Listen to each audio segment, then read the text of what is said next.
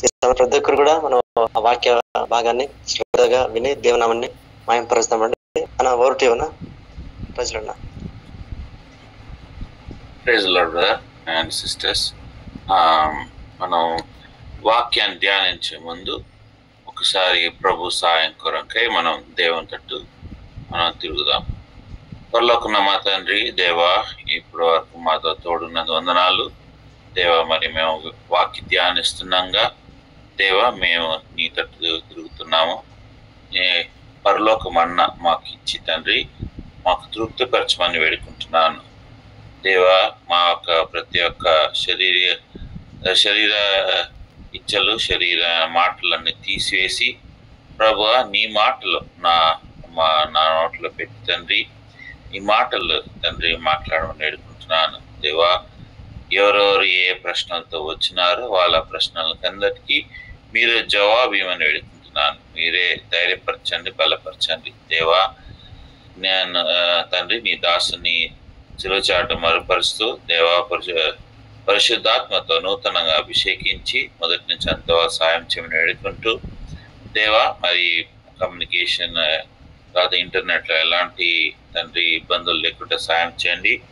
ఎవరైతే ఇంకా రాని ఉన్నారో తర్వాత జాయిన్ కావాలో వాళ్ళందరూ జ్ఞాపకం చేసుకోమని దీవించమని యేసు నామమున ప్రార్థించి వేడుకుంటున్నాం తండ్రి, ఆమేన్. సో మనము ఈరోజు అపోస్తల కార్యం 5వ అధ్యాయం 33 నుంచి 42 వరకు మనం ధ్యానిస్తాం. ఇందులో నేను ఇప్పుడు వాక్యాలు చదువుతాను, మీరు గమనించండి. మీ యొక్క బైబిల్ తీసి మీరు నాతో కూడా చదవండి.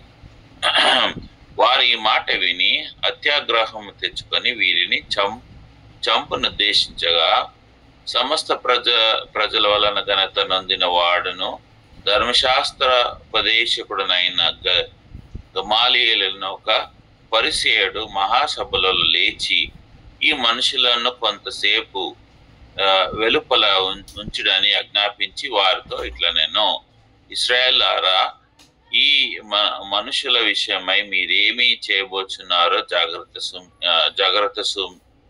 జాగ్రత్త సుమియండి. ఈ దినములను మునుపు దూత లేచి తన ఒక గొప్ప వాడనని చెప్పుకొనెను. ఇంచుమించు 400 మంది మనుషులు వానితో కలిసి కొనిరి. వాడు చంపబడెను. వానికి లోబడిన వారందరూ చెదిరి వ్యర్థులైరి. వానికి తర్వాత ఆ జనసంఖ్య దినములలో గలీలియుడైన యూదా అను ఒకడు వచ్చి ప్రజలను తనతో కూడా తిరుగుబాటు చేయు ప్రేరేపించెను. వాడు కూడా నశించెను. వానికి లోబడిన వారందరూ చెదిరిపోయిరి. కాబట్టి నేను మీతో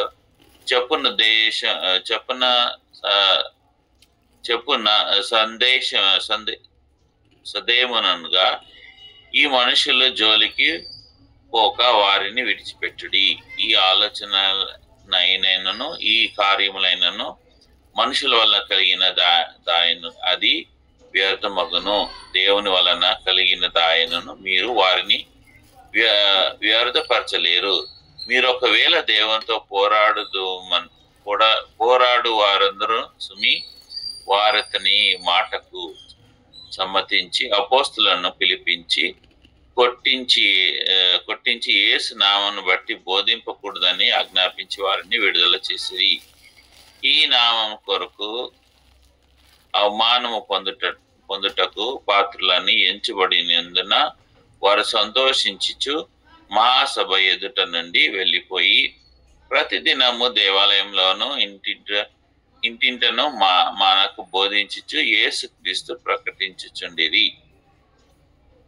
సో ఈరోజు మనం పాఠంలో ఏమి నేర్చుకుందామంటే 6 విషయాలు. ఈ 33-42 వరకు 6 విషయాలు. ఏమి 6 విషయాలు అంటే,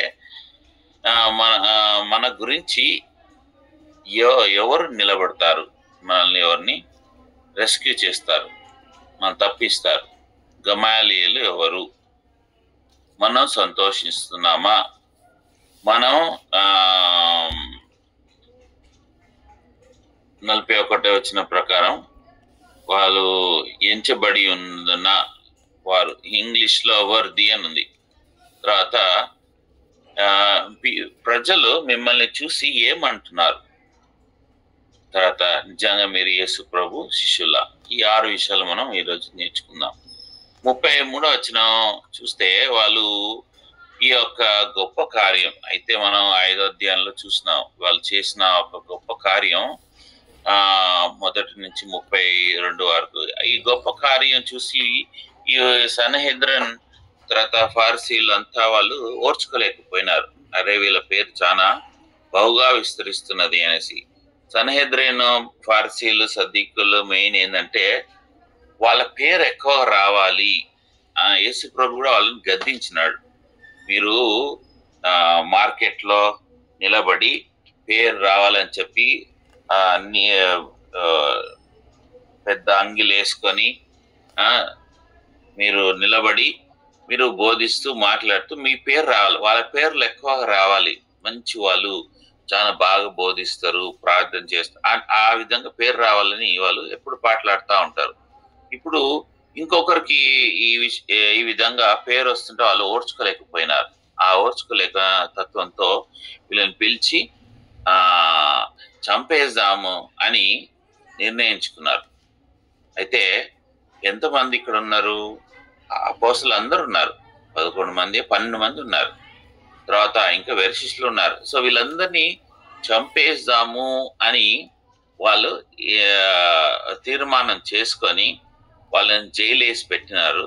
వాళ్ళని బయటకు తీసుకొచ్చి ఇప్పుడు చంపుదామని అక్కడ ఉన్నారు. ఇక్కడ మనం నేర్చుకోవాల్సింది ఏంటంటే ఈ సమయంలో ఇప్పుడు వాళ్ళకి ఎవరికి రక్షించడానికి ఎవరు లేరు, అందరూ ఉన్నారు, ఇక్కడనే ఉన్నారు. ఇంకోటి వీళ్ళు ఏమని చెప్పగలుగుతారు, మేము ధర్మం గురించి చేస్తున్నాం, మన ధర్మం మన ఆటంకంలో ఉంది, ఎట్లానే వీళ్ళని చంపేస్తే మన ధర్మం రక్షించుకోవచ్చు, మన యూదా ధర్మాన్ని మనం రక్షించుకోవచ్చు అని వీళ్ళు గొప్పగా చెప్పుకోవచ్చు అని వాళ్ళు ప్లాన్ చేసినారు, పథకం చేసినారు. దీనికి ఇప్పుడు ఎవరు వచ్చి సాయం కూడా చేయలేరు. ఎవరు వచ్చి సాయం చేసినా మీరు కూడా వీళ్ళతో ఉన్నారు కాబట్టి మీరు కూడా ప్రాబ్లంలు వస్తారని చెప్తారేమో అని వాళ్ళు కూడా దూరం పోయే ఛాన్స్ ఉంది. అందుకు వీళ్ళు ఒంటరిగా ఉన్నారు. గుర్తుపెట్టుకోండి, అలోన్, ఇంగ్లీష్ లో అలోన్, దే ఆర్ అలోన్, తెలుగులో వాళ్ళు ఒంటరి వాళ్ళై ఉన్నారు, ఎవరు లేరు. అప్పుడు వీళ్ళకు దేవుడు చూపిస్తున్నాడంటే మీరు ఒంటరిగా లేరు, నేను మీతో ఉన్నాను. ఎట్లా దేవుడు నీతో ఉన్నానని చెప్తున్నానంటే 34వ వచనంలో సమస్త ప్రజలను ఘనత నొందిన వాడని ధర్మశాస్త్ర ఉపదేశకుడైన గమాలియేలును చూడు. దేవుడు ఈ గమాలియేలుని ఇప్పటి వరకు అక్కడ లేడు, ఆ సీన్లో లేదు, పిక్చర్లో లేడు, ఎక్కడున్నాడో తెలియదు. కానీ సడన్ గా గమాలియేలుని తీసుకొచ్చేస్తున్నాడు ప్రభు. ఈ గమాలియేలు వచ్చేసి సాధారణ వ్యక్తి కాదు, ఈయన ఒక ప్రొఫెసర్. ఈయన డాక్టర్, అయిన ఏది ధర్మశాస్త్రంలో మంచిగా ఉన్నత చదివిన వ్యక్తి, పారసీయుడు, మంచి పేరుంది. అలాంటి వ్యక్తిని దేవుడు ఇప్పుడు నిలబెడుతున్నాడు. గమాలియేలుకు అర్థం ఏంటి అంటే reward of God, reward of God, లేదా గాడ్ ఈజ్ మై రివార్డ్, దేవుడే నాకు బహుమానం ఇచ్చేవాడు, దేవుడే నాకు ఫలం ఇచ్చేవాడు. దేవుడు మనం శ్రమ పడితే దేవుడు ఖచ్చితంగా ఫలం ఇస్తాడు, అదే ఇదే అర్థం అంట, దేవుడే నాకు ఫలం ఇచ్చేవాడు. అయితే ఈ యొక్క ఫరిసీయుడు ఏం చేస్తున్నాడంటే వీళ్ళందరినీ ఆపుతున్నాడు. ఎవరిని? సన్హెద్రిని, తర్వాత ఈ యొక్క కౌన్సిల్ వాళ్ళందరినీ ఏం చేస్తున్నాడంటే ఆపుతున్నాడు. ఏమన్నా ఎందుకు ఆపుతున్నాడు? తొందరపడద్దు అనేసి ఆపుతున్నాడు. 34 నుంచి 40 వచనాల వరకు ఆయన పెద్ద ప్రసంగం చేసినాడు. ఏమని ప్రసంగం చేసినాడు? ఇంతకు ముందు లేచినారు కదా ఒక 2 సార్లు, వాళ్ళ లీడర్ చనిపోగానే అందరూ వెళ్ళిపోయినారు. సో వీళ్ళు కూడా వీళ్ళ లీడర్ యేసు ప్రభు చనిపోయినాడు, వీళ్ళు కూడా వెళ్ళిపోతారు, భయపడి అక్కడిక్కడ చెదిరిపోతారు.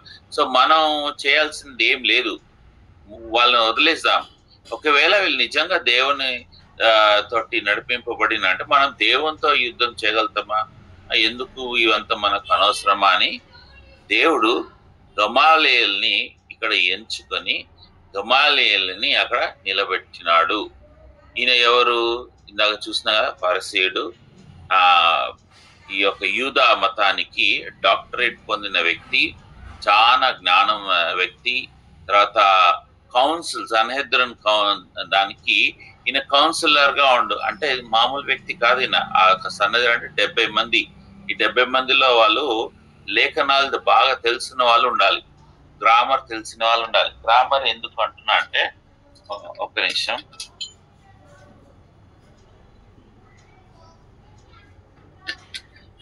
గ్రామర్ ఎందుకు అంటున్నా అంటే, హీబ్రూ భాష నేను చదువుకునే రోజుల్లో చదివినాను. వాళ్ళకు ఓవల్స్ ఉంటాయి. ఈ ఓవల్స్ లో ఒక డాట్ కి ఒక అర్థము, ఒక ఓవల్. 2 డాట్స్ ఉంటే ఒక అర్థము, 3 డాట్స్ ఉంటే ఒక అర్థం. ఈ 3 డాట్స్ లో ఒక డాట్ మనం నెక్స్ట్ లెటర్ కి కింద ఉంటే దాని అర్థం వేరే. ఇదే డాట్ తీసుకొచ్చి పైన పెడితే దాని అర్థం వేరే. ఈ డాట్ తీసుకొచ్చి ఫస్ట్ లెటర్ మీద పెడితే దాని అర్థం వేరే. సో అట్లా ఒక్క డాట్, అందుకే బైబిల్ అంటే 1 జాట్ అంటే ఒక్క డాట్, అది యాక్చువల్ అర్థం. ఆ ఒక డాట్ కి ఎంతో పేరుంది. ఈ డాట్ ఇంకొక లెటర్ పక్కకు వస్తే దాని అర్థం వేరే, దాని పరిస్థితి వేరే. అట్లా ప్రతి ఒక్కటి వాళ్ళు కేర్ఫుల్ గా చూడాలి. అంటే అంత గ్రామర్ వాళ్ళకి తెలిసి ఉండాలి. నేను హీబ్రూ గ్రామర్ చదివేటప్పుడు తల నొచ్చేది, ఎందుకంటే ఇవి చాలా విషయాలు జ్ఞాపకం పెట్టుకోవాలి. అవి ఈ డాట్ ఎక్కడొచ్చింది, లేకపోతే ఓవల్ పక్కకు కాన్సనెంట్ వచ్చిందా, ఇవన్నీ చాలా అట్లా ఉంటేనే, పర్ఫెక్ట్ ఉంటేనే వాళ్ళు సన్హెద్రిన్లో జాయిన్ చేయొచ్చు, కాగలుగుతారు. సో గమాలీల యొక్క సాధారణ వ్యక్తి కాదు, చాలా జ్ఞానం ఉన్న వ్యక్తి, చాలా గొప్ప వ్యక్తి. తర్వాత అయినా ఆపినాడు. ఎవరిని ఆపినాడు? వీళ్ళందరినీ ఆపినాడు. మీరు ఎందుకు తొందరపడుతున్నారు? అది ఈయన వాళ్ళ ముందు మాట్లాడలేదు. 33 వచ్చిన ఏముందంటే 34లో వాళ్ళందరినీ లోపల బయట పెట్టేసి వీళ్ళు సపరేట్ గా మాట్లాడింది. ఈయన వీళ్ళు మాట్లాడేది వీళ్ళ పేరు కూడా తక్కువ కావద్దు, సన్హెద్రిన్ వాళ్ళ పేర్లు తక్కువ కాదు, ఫరిసయ్యుల పేర్లు తక్కువ కావద్దు, వాళ్ళని కించపరిచినట్టు కూడా కావద్దు అని చెప్పి చాలా జ్ఞానంతో కూడి ఆయన వీళ్ళందరినీ బయట పెట్టి వీళ్ళతో మాట్లాడినాడు. అలాంటి వ్యక్తిని ఈయన యేసుప్రభు శిష్యుడు కాదు, గుర్తుపెట్టుకోండి. ఈయన అన్యుడు, ఒక యూదుడు, పారసీయుడు, కానీ జ్ఞానవంతుడు. దేవుడు ఈ వ్యక్తిని, ఈ అపోస్తలులందరినీ కాపాడడానికి అక్కడ తీసుకొచ్చినాడు. ఎంత గొప్ప దేవుడు మన దేవుడు.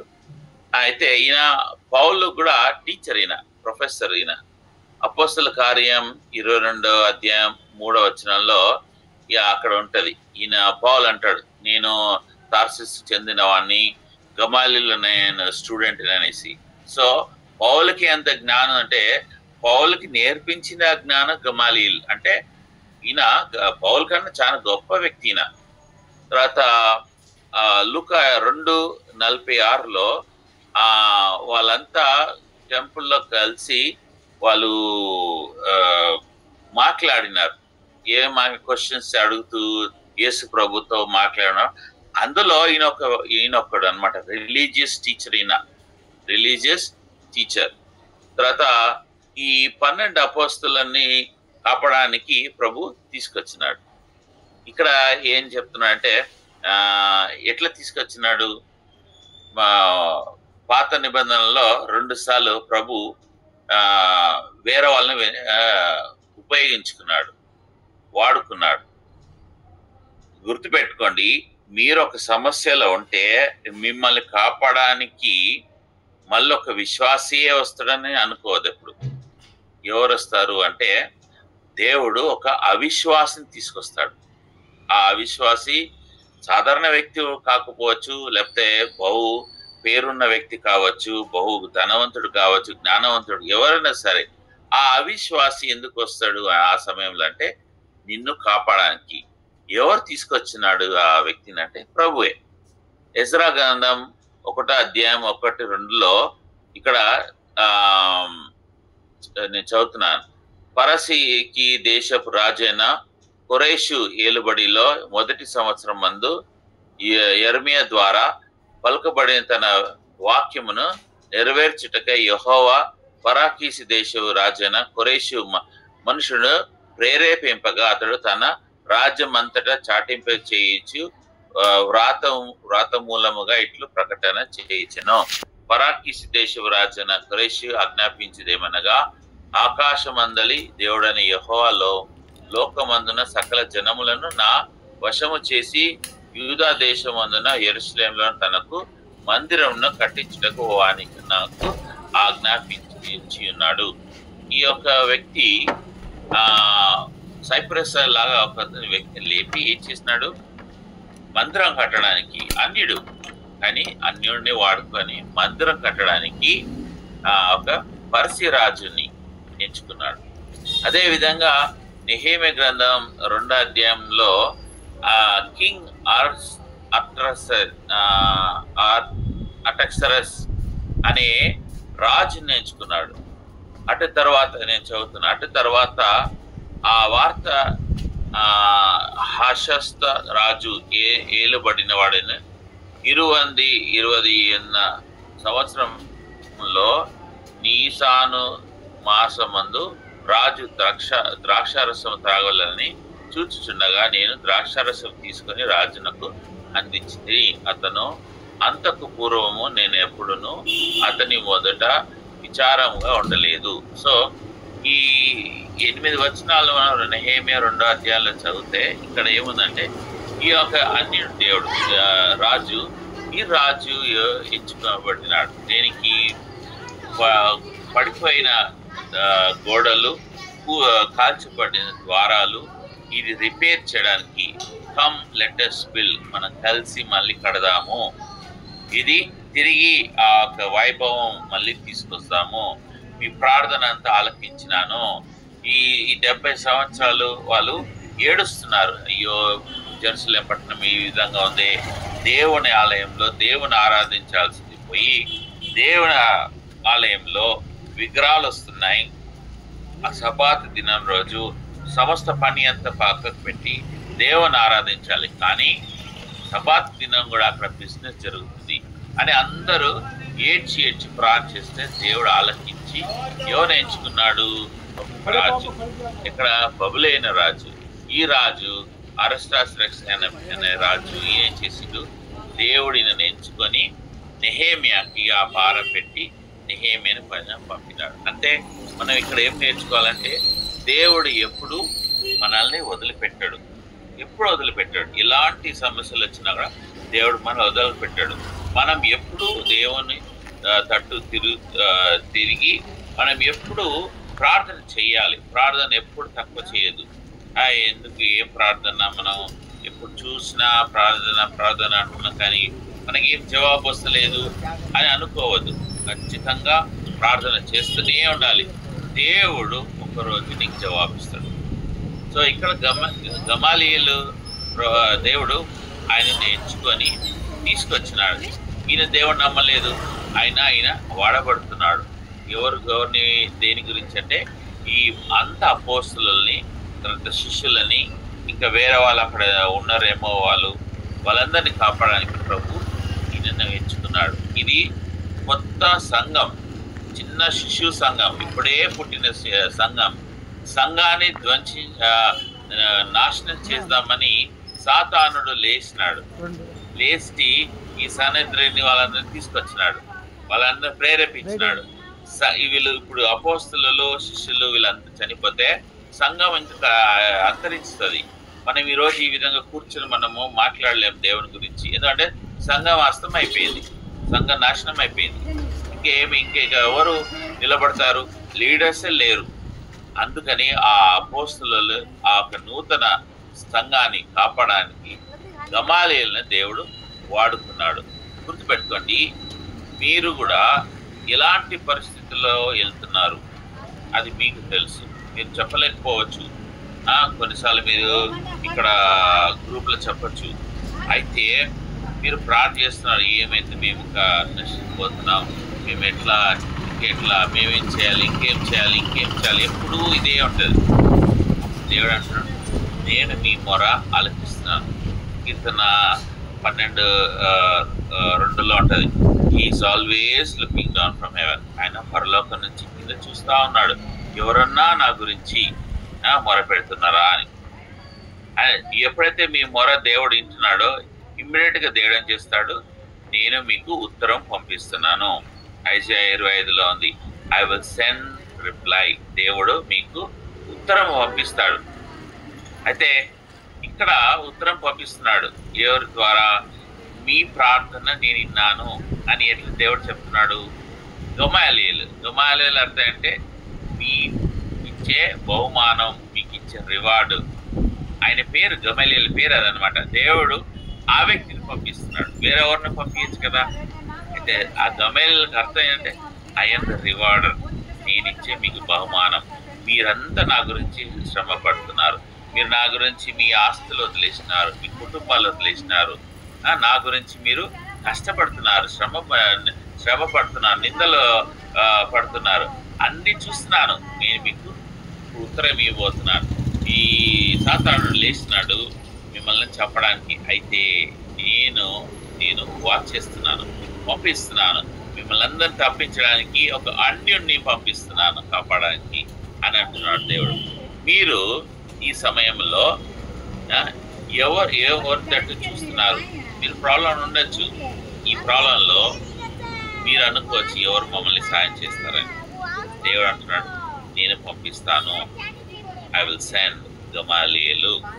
మీకు మీ దగ్గర ఒక వ్యక్తిని పంపిస్తాను, సహాయం చేస్తాడు. మీరు కుంగిపోకూడదు, దుఃఖపడకూడదు, నిరాశపడకూడదు. ప్రభు పైన సింహాసనం పైన కూర్చున్నాడు. హీబ్రూ 13లో ఉంది, I will never leave you forsake. నేను ఎప్పుడు మిమ్మల్ని విడువను, ఎడబాయను, ఎప్పుడు విడువను. ఈ యొక్క మాట నాకు దేవుడు నాకు ఆరంభ దినాల్లో, నేను క్రైస్తవుడిగా మారినప్పుడు ఆరంభ దినాల్లో నాకు ఇచ్చిన వాగ్దానం ఇది. నేను సౌదీ వెళ్ళినప్పుడు కొన్ని రోజుల తర్వాత నాకు కంపెనీ ఏం చేసిందంటే, ఇంకా నువ్వు ఇండియాకి వెళ్ళిపో, లేదంటే కొత్త కంపెనీ తీసుకుంది ఈ ప్రాజెక్ట్ని, మీరు దాంట్లో వెళ్ళిపోండి అని. కొత్త కంపెనీ ఆ ప్రాజెక్ట్ నా సాలరీ సగం చేసేసినారు. వాళ్ళు ఏమన్నారు, నువ్వు ఇది సైన్ చెయ్యని. నేను చెయ్యనంటే నేనైతే ఇండియాకి వెళ్ళు అని. ఇండియా వెళ్తే మా నాయనేమో నీకు అది చేస్తా, ఇది చేస్తాను, మళ్ళీ అదే గొడవలు ఉంటాయి ఎందుకు అనేసి నేను బాధపడుతూ కొన్ని రోజులు ఆ విధంగా ఉన్నాను. అయితే ఎప్పుడు వెళ్ళి సైన్ చేద్దాం అనేసి, నేను ఉన్న స్థలం నుంచి కంపెనీకి పోవాలంటే ఒక బండి కావాలి, కారు కావాలి. పోదాం అనుకున్నప్పుడు ఎవరో ఒకరు వచ్చేటోళ్ళు, వాళ్ళతో నేను వెళ్ళి అడ్మినిస్ట్రేషన్ బిల్డింగ్ వెళ్ళి సైన్ చేద్దాం అనే వరకు సడన్గా ఒక మేనేజర్ ఆ రూమ్ నుంచి వచ్చి ఇండియన్ పట్టుకొని నన్ను చాయ్ దగ్గర తీసుకెళ్ళి చాయ్ తాగిపించి తినిపించి, ఎక్కడ వెళ్తున్నాను, నేను సైన్ చేయకపోతాను, నేను ఇంకా తట్టుకోలేను, నాకు ఆహారం లేదు, డబ్బు లేదు, నేను చాలా కష్టంలో ఉన్నా అంటే, నీకు ఎలాంటి కష్టం వచ్చినా నేను నీకు సాయం చేస్తాను. ఆ వ్యక్తి ఎవరో అన్యుడు, ముస్లిం వ్యక్తి నాకు సాయం చేస్తాడు. ఈ మ్యారేజ్ నాకు ఈయన సంబంధమే లేదు. దేవుడు అట్లా అనేక విధాలుగా నన్ను కాపాడినాడు సాయం చేయకుండా. చాలా ఒత్తిడిలో చేసినాను, కానీ దేవుడు సాయం చేసినాడు. దేవుడు మిమ్మల్ని కూడా సాయం చేస్తాడు. మీరు ఎప్పుడూ కుంగిపోకూడదు, నిరాశపడకూడదు. 35వ వచనంలో, ఇశ్రాయేలులారా, ఈ మనుషుల విషయమై మీరేమి చేయబుచ్చున్నారో జాగ్రత్త సుమండి. ఇంకా సహాయమే కాదు, ఈయన ప్రభు ఈయనని ఏం చేస్తున్నాడు, ఈయన పంపించి మీరు ఎవ్వరు వీళ్ళని చంపద్దు. వాళ్ళ ప్లాన్ ఏంటి, చంపేయాలని. చంపద్దు, వీళ్ళు మామూలు వ్యక్తులు కాదు. ఒకవేళ వీళ్ళు దేవుడు పంపించిన వ్యక్తులు అయితే మీరు దేవునితో యుద్ధం చేస్తారా అని వాళ్ళని హెచ్చరిస్తున్నాడు. ఇది సీక్రెట్ గా మాట్లాడుతున్న మాటలు శిష్యులు ఎవరికి తెలీదు. శిష్యులకు తెలియదు ఈ ప్రభు ఈయనను పంపించినాడు అనేసి, ప్రభు ఈయన వాడుకుంటున్నాడు అనేసి వాళ్ళని హెచ్చరిస్తున్నాడు. వీళ్ళని ఎవరు మీరు ముట్టద్దు అనేసి. 38-39లో క్లియర్ గా ఇక్కడ మాట ఉంది, మీరు దేవునితో యుద్ధం చేయగలుగుతారా, దేవునితో పోరాడతారా, మీకు అంత ధైర్యం ఉందా? యూదులు వాళ్ళ నుంచి నేను ఒకటి నేర్చుకున్నాను.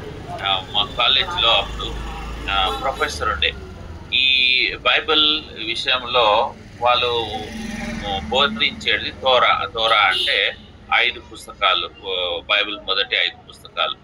అందులో నుంచి వాళ్ళు వాక్యం చెప్పేటోళ్ళు. అయితే గాడ్ అనే ఆ పదం వచ్చినప్పుడు వాళ్ళు నోటి నుంచి ఉచ్చారించరు, వాళ్ళు ఎస్కేప్ అవుతారు.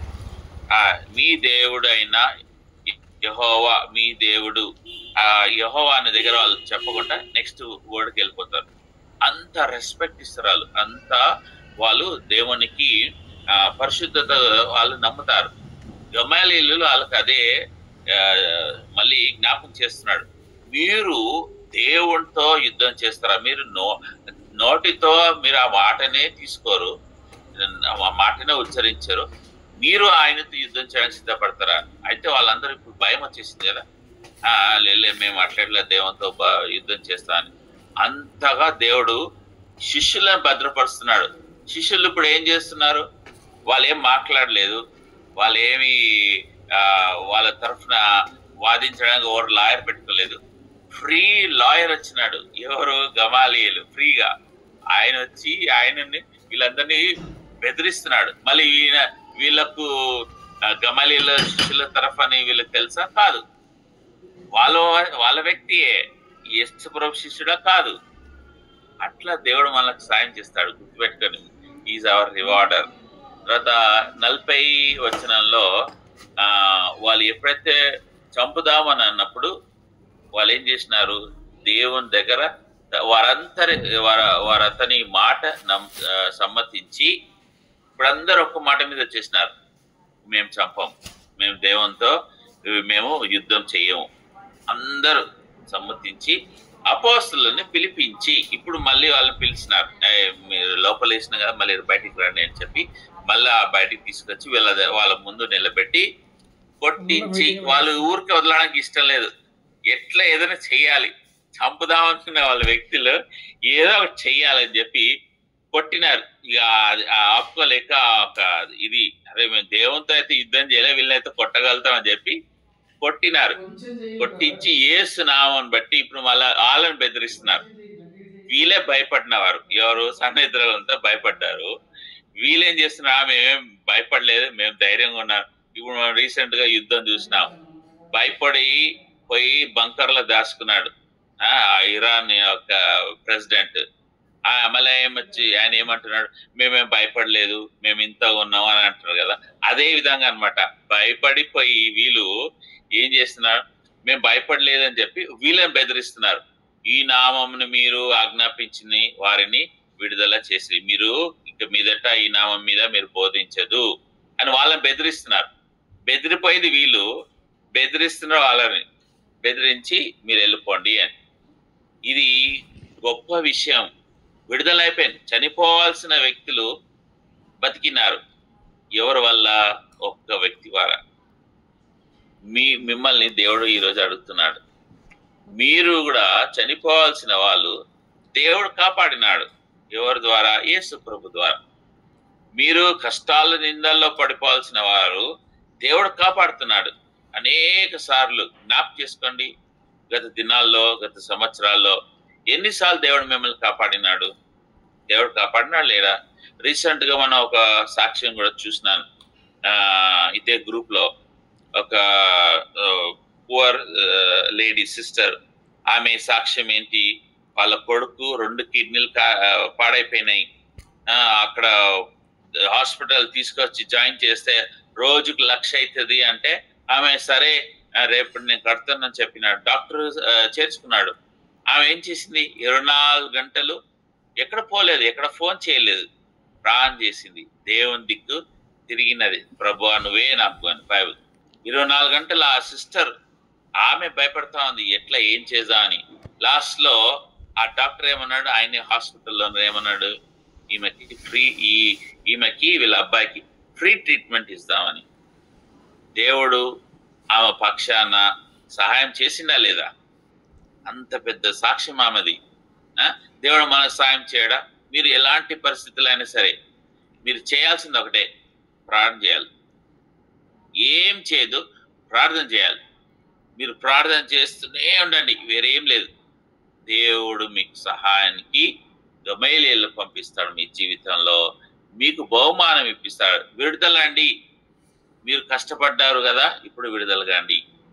41వ వచనం, ఆ నామం కొరకు అవమానం పొందుటకు పాత్రులని ఎంచబడినందున వారు సంతోషించుచు మహాసభ ఎదుట నుండి వెళ్ళిపోయి. ఇక్కడ మొదటిసారి సంతోషము అని రాసింది.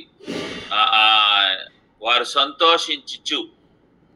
ఇంతకుముందు ఈ 5 అధ్యాయాల్లో ఎక్కడన్నా చూడండి సంతోషము అని ఉంటుంది, జాయ్. సంతోషము సంతోషించుచు అని ఉండదు. ఇంగ్లీష్లో రిజాయిస్ అని ఉంటుంది. జాయ్కి రిజాయిస్కి తేడా ఏంటంటే, జాయ్ అనేది ఒక ఫీలింగ్, రిజాయిస్ అనేది ఒక క్రియ. ఇప్పుడు మీకు ఎవరైనా మీ చుట్టాలను బంధువులను చూస్తే ఒక సంతోషం వస్తుంది, జాయ్ అది. కానీ మీరు ఏదైనా క్రియాపూర్వకంగా ఆ వ్యక్తిని మీరు చూసినప్పుడు, ఆయన మీకు లేకపోతే ఆ సిస్టర్ తీసుకొచ్చి మీకు ఏమైనా ఇస్తే ఆ సంతోషించి అంటే రిజాయిస్ అయితే, అరే ఎంత వాళ్ళు చూడు నా గురించి యాపిల్ తీసుకొచ్చినారు, నా గురించి ఇది, అది సంతోషము. అది ఒక క్రియ. వాళ్ళని కౌగలించుకోవడం అది క్రియ. చూడడం సంతోషం, అది ఒక ఫీలింగ్. ఫస్ట్ టైం వీళ్ళకు ఆ క్రియాపూర్వకంగా, అంటే దేవుడు మనల్ని కాపాడడానికి గమలీయేలుని పంపించినాడు.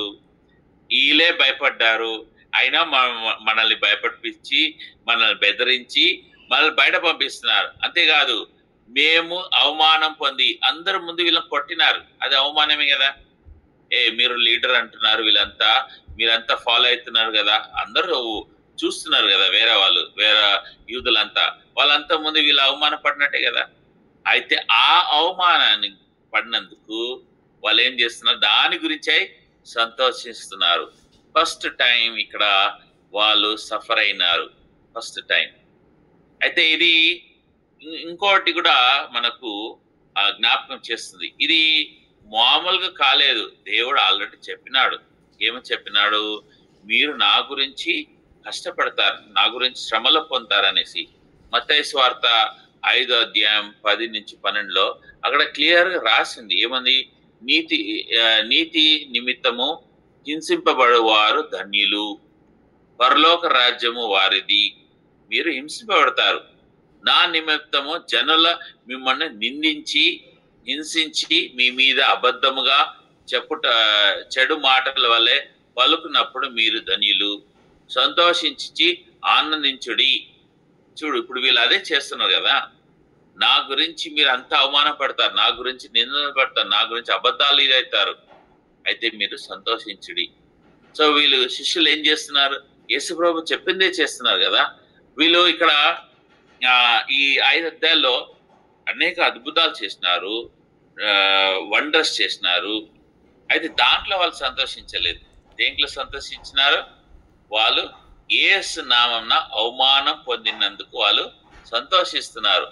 ఇంకా యోహాను సువార్త 15వ అధ్యాయం 18-20 లోకం మిమ్మల్ని ద్వేషించిన ఎడల మీకంటే ముందుగా నన్ను ద్వేషించిందని మీరు ఎరుగుదురు.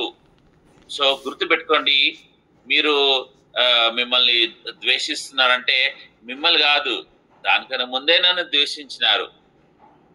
అయితే వారు నన్ను పంపిన వారిని ఎరుగురు గనుక నా నామము నిమిత్తం వీటన్నిటిని మీకు చేయుదురు.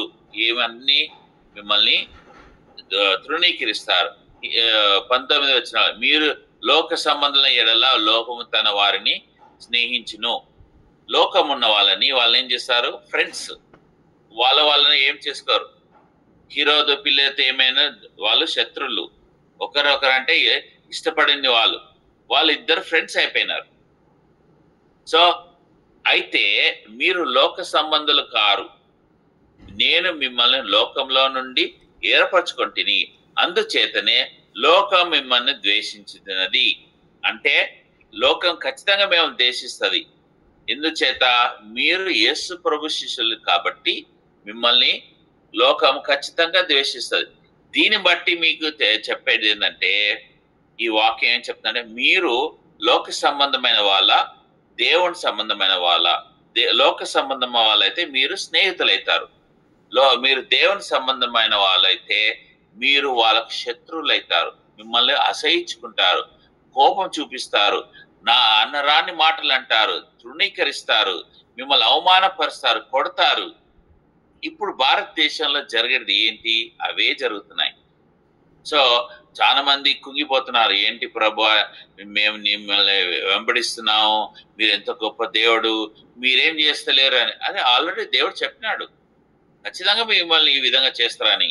అందుకే అపోస్తుల ఈ గ్రంథంలో అనేక విషయాలు రాయబడినది. ఈ అపోస్తులు కూడా అవే వాళ్ళు అవమానం పొందినారు కదా, ఆ నిందలు పొందినారు కదా. ఒకవేళ అపోస్తుల గ్రంథం లేదంటే మనం చెప్పచ్చు ఆయన శిష్యులు ఏం అలాగా నిందల అవమానాలు పొందలేరు, అందుకే మేమెందుకు పొందాలి అని అనొచ్చు. అందుకే క్లియర్ గా అపోస్తుల గ్రంథం రాయబడినది, అక్కడ బైబిల్లో పెట్టబడింది. ఎందుకు? వాళ్ళు ముందుగా మీకన్నా ముందు వాళ్ళు అవమానం పొందినారు, మీకన్నా ముందు వాళ్ళు నిందలు పొందినారు, మీకన్నా ముందు అనేక సార్లు వాళ్ళు చెరసాల్లో వేయబడ్డారు, కొట్టబడ్డారు, చంపుదామని ప్లాన్ చేసినారు. మీరేమి కొత్తగా కాదు, గుర్తుపెట్టుకోండి. ఇంకా యోహాను సువార్త 16 అధ్యాయంలో మీరు అభ్యంతరపరచబడుకున్న వాళ్ళనని ఈ మాటలు మీతో చెప్పుచున్నాను, వారు మిమ్మల్ని సమాజ మందిరంలో నుండి వెలివేయుదురు, మిమ్మల్ని ప్రతివాడు తన దేవుని సేవ చేయుచున్నానని అనుకొని కాలము వచ్చుచున్నది. ఇది కొత్త విషయాలే కావు ఇప్పుడు మన ఇండియాలో జరిగేటి. ఇండియాలో అని కాదు, వాళ్ళు ఎక్కడైనా చూడు అవి జరుగుతూనే ఉన్నాయి. అవి మిమ్మల్ని చంపుదామనుకుంటారు, చంపితే వాళ్ళు దేవుని పని చేస్తున్నా అనుకుంటారు. ఇవన్నీ దేవుడు తన నోటితో మాట్లాడిన మాటలు ఇవన్నీ. ఇంకా యోహాను సువార్త 17వ అధ్యాయం 4వ వచనంలో వారికి నీ వాక్యం ఇచ్చి ఉన్నాను, నేను లోక సంబంధం కానుంటారు, వారును లోక సంబంధాలు కారు గనుక లోకము వారిని ద్వేషించును. ఇప్పుడు క్వశ్చన్, మీరు లోక సంబంధమైన వ్యక్తులా లేకపోతే దేవుని శిష్యులా? అది ప్రశ్న. ఇన్ని వచనాలు మనం చదివినాం. ఇన్ని వచనాల్లో క్లియర్ గా ప్రభు ఏమన్నాడు? మీరు ఒకవేళ లోక సంబంధమైన వాళ్ళైతే లోకము మిమ్మల్ని ప్రేమిస్తుంది, స్నేహం చేస్తుంది. మీరు దేవుని సంబంధమైన వాళ్ళైతే ఏం చేస్తారు? వాళ్ళు మిమ్మల్ని కొడతారు, అవమానపరుస్తారు, మీ పొలాలు గుంజుకుంటారు, మీ ఇల్లు ధ్వంసం చేస్తారు, మిమ్మల్ని అనరాని మాటలు అంటారు, అబద్ధాలు చెప్తూ మిమ్మల్ని జైల్లో వేస్తారు, చంపడానికి ఇచ్చేస్తారు, చంపుతారు కూడా. ఇప్పుడు ఇండియాలో జరుగుతున్నది ఏంటి? అవే కదా. మనం కృంగిపోకూడదు, మనం సంతోషించాలి. ఎందుకంటే దేవుడు మనల్ని ఎంచుకున్నాడు. ఎవరైనా సరే మిమ్మల్ని తిడితే, అవమానం పడితే మీరేం చేయాలి? దేవుడు మిమ్మల్ని ఎంచుకున్నాడని సంతోషించాలి. మనం ఆ విధంగా సంతోషిస్తున్నామా, దుఃఖపడుతున్నామా? అది ఆలోచన చేసుకుందాం. పర్సిక్యూషన్ అనేది ఒక బ్లెస్సింగ్, హింస. తర్వాత పీటర్, జాన్ వాళ్ళు చాలా శ్రమల నుంచి పోయినారు. చాలా మంది పేతురు గురించి తక్కువగా మాట్లాడతారు, బొంకినాడు అదే. కానీ పేతురు చాలా నిందల అవమానాల నుంచి పొందినాడు. ఇప్పుడు ఈ పేతురు ఇందులో కూడా ఉన్నాడు. ఎంత అవమానం! ఇంత పెద్ద లీడరు. వీళ్ళే మామూలు వ్యక్తులు కాదు కదా అపోస్తలు. చనిపోయిన వ్యక్తిని లేపినారు. వీళ్ళ నీడ పడితేనే అనేక మంది స్వస్థపై లేచి కూర్చున్నారు. అంటే వాళ్ళలో ఎంత శక్తి ఉంది! అంత శక్తిమంతి వీళ్ళను జైల్లో వేసి పెట్టినారు రాత్రంతా. మళ్ళీ అంత శక్తిమంతి వాళ్ళని అందరి ముందు వీళ్ళని కొట్టినారు. ఎంత అవమానం అది! ఇప్పుడు అందరూ ఎవరు వస్తారు? అరే వీళ్ళు దేవుని అద్భుతాలు చేస్తారు, వీళ్ళేం స్వస్థపరుస్తారు, వాళ్ళు కాపాడుకోలేదని. ఇంత అవమానం. మీరు అవమానం పొందుతున్నారా? ఎంత పొందుతున్నారు? అవమానం పొందితే మీరు దేవుని దూషిస్తున్నారా? దేవుని అందు మీరు సంతోషిస్తున్నారా? ఇవన్నీ ప్రభు మనకు నేర్పించే పాఠాలు. మనల్ని అడుగుతున్నారు. మీరు ఇంకోటి, దేవుడు మిమ్మల్ని ఆ విధంగా పరిస్థితులు తీసుకెళ్తున్నారంటే మీరు ఆ ఇది మేము దీనికి మేము ఏ విధంగా అయితే ఆ అవమాన నిందలు పొందుతున్నామో దానికి మేము అర్హతులం అని మీరు ఎంచుకుంటున్నారా? అంటే మీరు హింసించబడడానికి కూడా దానికి అర్హత ఉండాలి. ఆ అర్హత ఏంటి? యేసు ప్రభు గురించి నిలబడట. యేసు ప్రభు గురించి నిలబడుతున్నారు శిష్యులు, ధైర్యంగా నిలబడుతున్నారు. ఊరికే మాటలు కాదు. పోలీసులు మీరు పట్టుకున్నారు, తిట్టినారు, జైలు వేసినారు, కోర్టు మీద తీసుకొచ్చినారు. మేమేం లేదు, మేము ఊరికనే వాళ్ళేదో చెప్తే మేము చేసినాం, తప్పైంది అని అంటారా? బయట వచ్చేసి లేదు మేము ధైర్యంగా యేసు ప్రభు నిలబడ్డామని క్రైస్తవుల ముందు ఆ విధంగా చెప్తారా? అంటే రెండేసి జీవితాలు. గుర్తుపెట్టుకోండి, ధైర్యంగా నిలబడే వాళ్ళకే శోధనలు వస్తాయి. ధైర్యంగా ఇది వాక్యానుసారంగా మేము ఎట్టి పరిస్థితుల్లో కాంప్రమైజ్ కాదు అన్నప్పుడు వాళ్ళకే శోధనలు వస్తాయి, నిందలు వస్తాయి, అవమానాలు వస్తాయి, కొడతారు. మా నాయన నన్ను కూర్చోబెట్టి నా మీద జంజం ఉన్నప్పుడు తీసేసిన తర్వాత కూర్చోబెట్టి మాట్లాడినాడు, నీకు ఒక డీల్ ఇస్తున్నాను, నువ్వు ఈ జంజం వేసుకొని ఇంట్లో ఉండు, లేదా నిన్ను ఇప్పుడే వెళ్ళిపో, నువ్వు ఎక్కడ పోతావో పో. ఇక ఆ విధంగా అనేకమైన తిట్లు, చెడ్డమైన మాటలు. నేను వెళ్ళిపోతాను కానీ జంజం అయితే వేసుకోనని బట్టలు వేసుకుంటే పోనీయకుండా మళ్ళీ పట్టుకోవడం, కొట్టడం, విపరీతమైన కొట్టడం. మరి తర్వాత ఎటు పోనిస్తలేరు, బయట పోనిస్తలేరు, నువ్వు వేసుకోవాలి. డాక్టర్స్ తీసుకెళ్ళినారు, వీడు పిచ్చోడైన అనేసి రూమ్ లో పెట్టి ట్రీట్మెంట్ ఇప్పించినారు. అన్ని అవమానాలు. నేనేమన్నా, ఇది వాక్యము సత్యమైనది, బైబుల్ సత్యము, నేను దీని తప్ప దేని నమ్మను, నేను దేవుని చూస్తున్నాను, దేవుడు మాట్లాడుతున్నాడు, దేవుని వాక్యము నిజమైన వాక్యము. అది వాళ్ళ కోపం వస్తున్నది. అంటే మా వాక్యం నిజం కాదా అంటే, ఇది దేవుడు మాట్లాడుతున్నాడు. ఇన్ని సంవత్సరాలు అవన్నీ నేను పాటించిన దేవుడు ఎక్కడ నాతో మాట్లాడలేదు. కోపం వస్తుంది. సత్యాన్ని గురించి మీరు నిలబడితే నిందలు పడతారు, అవమానాలు పడతారు. నా కజిన్స్ వచ్చి నా మీద ఉంచినారు, నా ఫ్రెండ్స్ వచ్చి నన్ను కొట్టినారు, తిట్టినారు, అన్ని అవమానాలు, ఇబ్బందులు. నేను అడిగినప్పుడు నాకు వాక్యం ఏం తెలీదు. ప్రభా ఏంటి ప్రభా నీ గురించి నిలబడితే అంటే, నేను నీతో ఉన్నాను అని నువ్వు నమ్ముతున్నావా అని ఆ స్వరం నాకు వినబడేది ఎప్పుడు. చూడు, నేను నీతో ఉన్నాను, నువ్వు నమ్ముతున్నావా? నమ్ముతున్నా అయితే నన్ను ఏ ప్రశ్న వేయకు, ఎవరు ఏం చేస్తారో చేయని, నువ్వు దాన్ని సంతోషంగా దాన్ని అనుభవించని. ఎట్లా, ఏ విధంగా సంతోషంగా అనుభవిస్తాను? అందరంటే నువ్వు మూర్ఖుడిని అంటున్నారు, నేనేమో మాస్టర్ డిగ్రీ చదివినాను. నువ్వు మూర్ఖుడని నువ్వు దాన్ని స్వీకరించాను. నేను ఎట్లా మూర్ఖుడిని అయితే ప్రభా? నువ్వు నా గురించి నువ్వు మూర్ఖుడివి. దేవుని వాక్యం గురించి నిలబడితే నిన్ను ఏమంటారు? మూర్ఖులు అంటారు. నువ్వేం చేయాలి?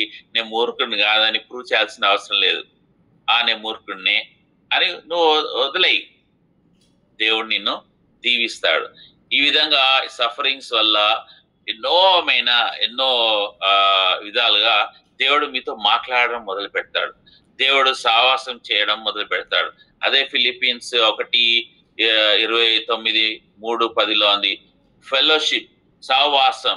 నువ్వు ఎంత దగ్గరకు వస్తావంటే ఈ యొక్క సఫరింగ్స్ లో అంత దగ్గరకు వస్తావు. దేవుడు నీతో ఉన్నాడని సంతోషం. అది ఈ శిష్యులకు కూడా అదే అనుభవం, దేవుని దగ్గరకు వచ్చేసినావు అనేసి. ఇదే విధంగా దానియేలు 3 ఫ్రెండ్స్ కూడా వాళ్ళు నిందించబడ్డారు. మిమ్మల్ని చంపేస్తాం అగ్నిగుండంలో అని చంపేయన్నారు, పడేసినారు.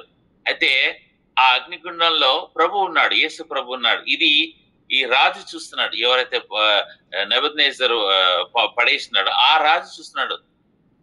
ఈ 3 ఇప్పుడుతో సహవాసం ఎవరున్నారు? యేసు ప్రభు ఉన్నాడు. ఎంత సంతోషం! 10,000 మంది యూదుల ఆ రాజ వంశస్థుల వాళ్ళంతా, ఆ రక్తం పొందిన ఉన్న వాళ్ళందరూ కాంప్రమైజ్ అయిపోయినారు. యూదులు తర్వాత ఈ వేల సంఖ్యలో నిలబడుతున్నారు ఈ యొక్క బంగారమైన విగ్రహం ముందు. కానీ ఇక్కడ యేసు ప్రభు గురించి నిలబడింది కేవలం ముగ్గురే. దానియేలు అక్కడ ఆ టైంలో లేడు, ఈ ప్రావిన్స్ లో వీలే ఉండే. అయితే ఈ ముగ్గురు ప్రభు గురించి నిలబడ్డాడు. 10,000 మందిలో మొత్తం ఎంతమంది నిలబడ్డారు? మేము ఈ ఆహారం తినము విగ్రహానికి సంబంధించి అంటే 4. ఆ 4లో వీళ్ళు ముగ్గురు. అందుకు ప్రభు ఆయన సహవాసం చూపించినాడు. మీరు శ్రమల నుంచి నిందల నుంచి పోతే దేవుడు ఏం చేస్తాడు అంటే మనకు ఆయన సహవాసం చూపిస్తాడు. ఏ సహవాసం అంటే నేను మీతో ఉన్నాను. అది చెప్పగల మనం. తర్వాత ఇవంతా అయిపోయినాయి, వాళ్ళు ఇప్పుడు విడుదల అయిపోయినరు. వీళ్ళని ఏమని చెప్పి విడుదల చేసినారు? మీరు మళ్ళీ ఈ నామం మీద బోధించొద్దని చెప్పినారు, బెదిరించినారు. 42వ వచనంలో ప్రతి దినము వీళ్ళు ఏమైనా చేసినారు? వారానికి ఒకసారి కాదు, ప్రతి దినము దేవాలయంలో నేను ఇంటింటను. ఇప్పుడు దేవాలయంలో ప్రతి దినం వెళ్తున్నారు. అంతేకాదు మొదటిసారి ఇంటింటను అంటే house to house first time. వాళ్ళకు యూదులకు ఇంటింట వాళ్ళు గ్యాదర్ కావద్దు, కానీ ఇక్కడ ఫస్ట్ టైం దేవుడు వీళ్ళని సపరేట్ చేయడం మొదలు పెట్టినాడు. ఇంటింటను మానక బోధించు అంటే ఇప్పుడు హౌస్ విజిటింగ్ స్టార్ట్ అయిపోయింది. హౌస్ లో చర్చ్ ఆలయంలో మొదలై మేడగదిలో మొదలై చర్చిలో వచ్చి టెంపుల్లో వచ్చి టెంపుల్లో నుంచి మొదలై ఇప్పుడు దేవుడు సంఘాన్ని సపరేట్ చేయడం మొదలు పెట్టినాడు. ఎక్కడ? ఇంట్లో గ్యాదర్ కావడం. వాళ్ళు ఏం చెప్తున్నారు? బోధించు యేసుక్రీస్తుని ప్రకటించుండేరి. యూదులు ఎవరి గురించి బోధించాలి? యెహోవా దేవుని గురించి బోధించాలి. ఇప్పుడు వీళ్ళు శిష్యులు ఏం చేస్తున్నారు? యేసుక్రీస్తుని ప్రకటిస్తున్నారు. ఇది చర్చ్ ఒక సపరేషన్. మేడగదిలో ఆరంభమై ఆలయంలో దాన్ని వెలుపడించి ఆలయంలో బోధించి ఆలయం నుంచి గృహంలోకి దేవుడు తీసుకొచ్చినాడు. ఈ గృహం నుంచి దేవుడు ఇంకా అన్యుల దగ్గరికి తీసుకెళ్ళినాడు. ఇప్పుడు నువ్వు నేను కూడా అన్యులమే, మన యూదులం కాదు. మనం ఈ రోజు యేసు ప్రభు గురించి ధ్యానిస్తున్నాం, యేసు గురించి మాట్లాడుతున్నాం. సంఘం అంటే కట్టడాలు కాదు, సంఘం అంటే మనుషులు. గ్రీక్ వర్డ్ లో ఎక్లీషియా అంటే చర్చ్. దాని అర్థం ఎక్లీషియా అంటే క్రీస్తు రక్తంతో కొనబడిన వాళ్ళు, పిలువబడిన వారు, ప్రత్యేకించబడిన వారు. ఎక్కడ 2-3 కూడి ఉంటారో అది సంఘం. ఇప్పుడు మనం అందరం ఈ విధంగా ఇంటర్నెట్ ద్వారా కూడుకుంటున్నాం, ఇది సంఘం. దేవుడు ఏం చేస్తున్నాడు? ఈ సంఘంలో బోధ చేస్తున్నాడు. అనేకమైన సేవకులు వచ్చి బోధ చేస్తున్నారు. ఇంకా ఏం చేస్తున్నాడు? ప్రార్థన చేస్తున్నాం. ఇప్పుడు మీరు అంతా ప్రార్థన చేసి ఎవరి గురించి? ఒకరి గురించి ఒకరు ప్రార్థన చేస్తున్నారు. ఒకరు ప్రాబ్లంలో అంటే ఇంకొకరు ఆదరిస్తున్నారు. ఇదే సంఘానికి దర్శనం, ఇదే సంఘ దర్శనం. సంఘం అంటే ఏదో పెద్ద బిల్డింగు, అక్కడ వెళ్ళేసి మనం ఈ విధంగా పాటలు పాడాలి, ఈ విధంగా చేయాలని కాదు. సంఘం అంటే ఒకరి గురించి ఒకరు ప్రార్థన చేసుకోవడం. సంఘం అంటే యేసు ప్రభుని ధ్యానించడం. సంఘం అంటే ప్రత్యేకించిన వాళ్ళు. సంఘం అంటే యేసు ప్రభు గురించి నిందలు అవమానాలు పొందడానికి ఎంచబడిన వాళ్ళు. ఇప్పుడు మీకు ప్రశ్న, మనం మొదట చూసుకున్న ప్రకారం ఏంటి? 6 ప్రశ్నలు. ఏంటి 6 ప్రశ్నలు? మీరు ఎవరు మీకు వచ్చి సహాయం చేస్తున్నారు? రెండోది, గమాలియేలు మీరు అర్థం తెలుసుకున్న దేవుడు బహుమానం ఇచ్చే వ్యక్తి. మీ శ్రమలు, నిందలు, అవమానాల్లో దేవుడు ఏమంటాడు? నేను చూస్తున్నాను, మీకు బహుమానిస్తాను, పంపిస్తున్నాను, ఒక వ్యక్తిని పంపిస్తున్నాను. Are you ready? Are you ready for this suffering? Are you ready? మీరు దేవుని గురించి అవమానాలు మీరు సంతోషిస్తున్నారా? మీరు ఎంచబడిన వారు, ఈ హింసకి మీరు పొందడానికి మీరు ఎంచబడిన వారని ధన్యులని మీరు ఆశిస్తున్నారా? ధన్యులని మీరు సంతోషిస్తున్నారా? మీరు ఎవరు వ్యక్తులు? లోక సంబంధమైన వ్యక్తులా? దేవుని వ్యక్తులా? మీరు దేవుని ప్రజలైతే ఖచ్చితంగా ఇవి శిష్యులు పొందినవి మీరు కూడా పొందుతారు ఖచ్చితంగా. అంత హై లెవెల్ గా పొందకపోవచ్చు, కానీ ఖచ్చితంగా పొందుతారు. అలాంటి నిందలు మీరు పొందుతారు. మీ అనేకమైన మాటలు అంటారు. ఓ వీళ్ళు వచ్చినారు, చూడు ఇట్లా అంటారు, అట్లా అంటారు, అనేకమైన నిందలు చేస్తారు, హేళన చేస్తారు. కానీ మీరు దాంట్లో సంతోషంగా ఉండాలి, సంతోషించాలి.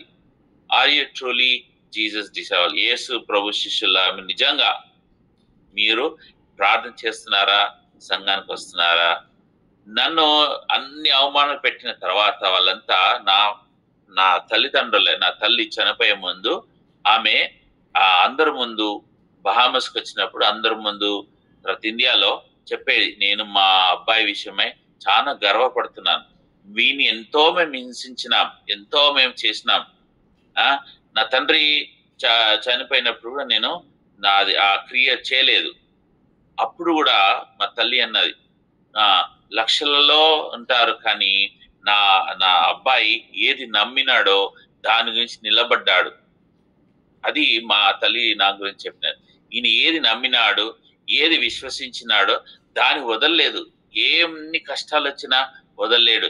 ఈయనతో దేవుడు ఉన్నాడు అని మా తల్లి చెప్పింది. మా పిన్నిళ్ళు ఎవరన్నా వచ్చి వాడు ఏంటి, వాడు పిచ్చోళ్ళ తిరుగుతున్నాడు రోడ్ల మీద అంటే, లేదు దేవుడు వీనితో ఉన్నాడని దేవుడు మా తల్లి సాక్ష్యం ఇచ్చిన. మీ విషయమై మీరు చెప్పగలుగుతారా? మీ చుట్టూ ఉన్న వాళ్ళు చెప్పగలుగుతారా? దేవుడు మీతో ఉన్నాడు, దేవుడు మీతో ఉన్నాడు. దేవుడు మనల్ని ఎప్పుడు విడవాడు. ఇది ఇతరులు చూడాలి, మనం కాదు, ఇతరులు చూడాలి. ఇది నేను చెప్పలేదు, ఈ సాక్ష్యము నా తల్లి చెప్పింది. అది నేను ఎంతో ఆనందించినాను. ఆ కష్టాలన్నీ అప్పుడు పడ్డాయన్నీ నేను మర్చిపోయినాను. దేవుడు ఈ వాక్యాన్ని దీవించిన గాక. ప్రార్థన చేసుకుందాం బ్రదర్. అన్న ప్రార్థన మీరే చేయండి.